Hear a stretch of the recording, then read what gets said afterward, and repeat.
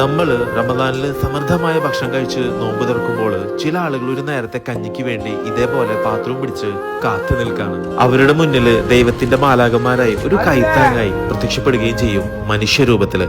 അങ്ങനെയുള്ള ഒരാളെയാണ് ഇന്ന് ഞാൻ നിങ്ങളെ പരിചയപ്പെടുത്താൻ വേണ്ടി പോകുന്നത്, എന്റെ പുതിയ സൂപ്പർ ഹീറോ.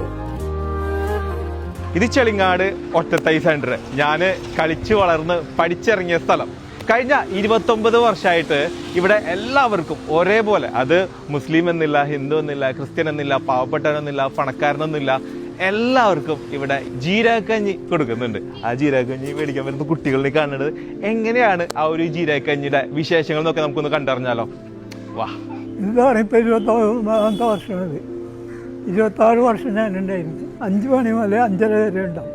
അതുകൂടെ ഒക്കെ തീരും. രാവിലെ ഒരു 6 മണിക്ക് തുടങ്ങും. അരിയും മഞ്ഞപ്പൊടിയും തേങ്ങയും ആശാളിയും വെച്ചിട്ടാണ് ഈ ഒരു ജീരകക്കഞ്ഞി ഉണ്ടാക്കുന്നത്. ഒരു നേരത്തെ വിശപ്പിന്റെ ഭക്ഷണം. അട്ടപ്പാടിയില് അരിയും സാധനങ്ങളും മോഷ്ടിച്ചതിന്റെ പേരിൽ ആൾക്കൂട്ട വിചാരണ നടത്തി ക്രൂരമായി കൊല ചെയ്യപ്പെട്ട മധു എന്ന ചെറുപ്പക്കാരനെയാണ് ഇത് കണ്ടപ്പോൾ എനിക്ക് ഓർമ്മ വന്നത്. 45, 40, 35 കിലോകൾ വരുന്ന 3 ചെമ്പുകളിലായിട്ടാണ് ഈ ഒരു ജീരകക്കഞ്ഞി ദിവസവും റമദാൻ 30 വരെ ഇവരിവിടെ സെർവ് ചെയ്യുന്നത്. ഇത് വാങ്ങിക്കാനായി കുട്ടികളും മുതിർന്നവരും പ്രായമായവരും ഒക്കെ നിൽക്കുന്നുണ്ട് അവരുടെ പാത്രമായിട്ട്. ഒരു കാലത്ത് ഞാനും ഇതേപോലെ നിന്നിരുന്നു. ഇവിടെ ഒരു 29 വർഷമായിട്ട് നമ്മളെ നസ്രത്തുൽ-അനാം എന്ന് പറഞ്ഞ ഒരു കമ്മിറ്റി, അതായത് പലവിധ ചാരിറ്റി പ്രവർത്തനങ്ങളും നടത്തുന്ന ഒരു കമ്മിറ്റിയുടെ ഒരു ഭാഗമാണ് ഈ കഞ്ഞി വിതരണം. അത് 29 വർഷമായിട്ട് ഞങ്ങളുടെ ഈ നാട്ടിലുള്ള ആളുകളുടെ ഒക്കെ വളരെ ഇതോട് കൂടിയിട്ട് നടത്തുന്നതാണ്.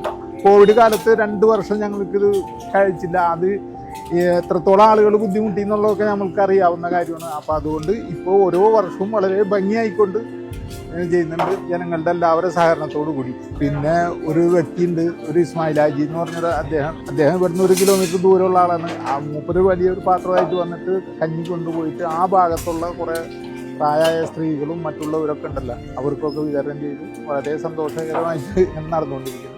ഇതാണ് നമ്മുടെ സൂപ്പർ ഹീറോ ഇസ്മായിൽ ഹാജി. ഒരുപാട് വർഷം പ്രവാസിയായിട്ട് ഷാർജയില് സേവനം അനുഷ്ഠിച്ചതാണ്. അദ്ദേഹം ഇപ്പോൾ നാട്ടിൽ സെറ്റിൽഡ് ആണ്, വെൽ സെറ്റിൽഡ് ആണെന്ന് തന്നെ പറയാം. പക്ഷെ ഒരു നേരത്തെ ഭക്ഷണം കൊടുക്കാൻ വേണ്ടിയിട്ടുള്ള അദ്ദേഹത്തിന്റെ ആ ഒരു ആത്മാർത്ഥത കാണുമ്പോഴുണ്ടല്ലോ, ഹൃദയത്തിൽ നിന്ന് നമ്മൾ കൈയടിച്ചു പോകും. കോവിഡ് കഴിഞ്ഞതിന് ശേഷം ഒരുപാട് ആൾക്കാർക്ക് മുട്ടിന് വേദന, അവിടെ വേദന, ആ വീടിന് പുറത്തിറങ്ങാൻ പറ്റുന്നില്ല. അപ്പൊ അവർക്ക് നമ്മൾ അവിടെ എത്തിക്കും. വയസ്സായവർക്കുണ്ട്, പിന്നെ ചില വീട്ടിലെ ആൾക്കാരില്ല.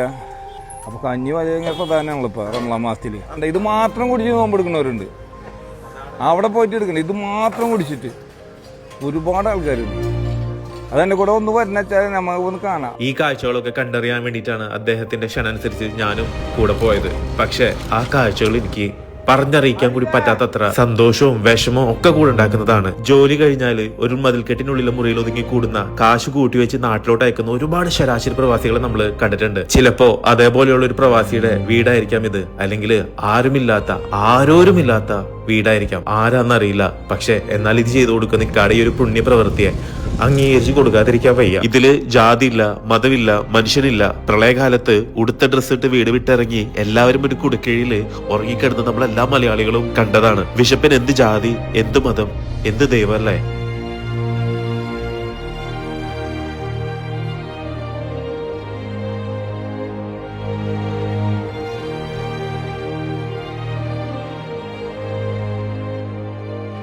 ഇതൊക്കെയാണ് റമദാൻ്റെ വിശേഷങ്ങൾ. നമുക്ക് ചെറുതെന്ന് തോന്നുന്ന പല കാര്യങ്ങളും മറ്റുള്ളവർക്ക് വലിയ വലിയ കാര്യങ്ങളായിരിക്കും. ചെറിയ നന്മകൾ പോലും ദൈവത്തിൻ്റെ അടുത്തെത്തുമ്പോൾ അത് വലിയ നന്മകളായിട്ട് മാറുകയാണ് ചെയ്യുന്നത്. നിങ്ങളിലുള്ള നന്മകളൊക്കെ പുറത്തു വരട്ടെ, എല്ലാവരെയും സഹായിക്കട്ടെ. അപ്പോൾ എല്ലാവർക്കും റമദാൻ കരീം.